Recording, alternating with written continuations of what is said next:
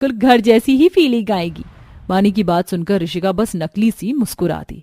देखते ही देखते दोनों बहनों का मायके में रहने का समय खत्म हो गया और वो दिन भी आ गया जब दोनों ही बहनों की शादी हो गई और वो अपने परिवार से विदा लेकर ससुराल आ गई। आज दोनों ही बहनों की पहली रसोई थी। वाह, नजर ना लगे कितनी सुंदर लग रही हूं मैं। आज तो मेरी पहली रसोई होगी। यकीनन मेरे ससुराल वाले मुझे ज्यादा नहीं थकाएंगे।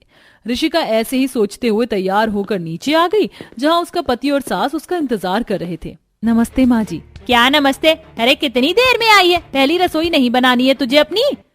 हाँ माँ जी, बनानी है ना। आप बताएं कि मैं क्या बनाऊं।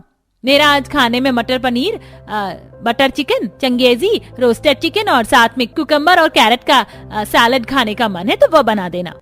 और मेरे लिए मंचूरियन, फ्राइड राइस, पास्ता और मीठे में फ्रूट क्रीम बना दो। इतना कुछ? माँ जी मैं इतना कुछ बनाऊं? और नहीं तो क्या। अरे तू हमारे घर की बहू है, अब खाना तो तू ही बनाएगी ना। ये क्या सवाल हुआ ऋषिका? अब जब तुम बहू हो तो तुम ही तो खाना बनाओगी। वैसे भी हमने सारे नौकरों को आज से छुट्टी दे दी है। अब से घर के काम तुम ही करोगी। अरुण की बात सुनकर ऋषिका बस चुप सी रह गई और वो रसोई में अपनी सास और पति की फरमाइश लिए आ गई। ये क्या बात हुई?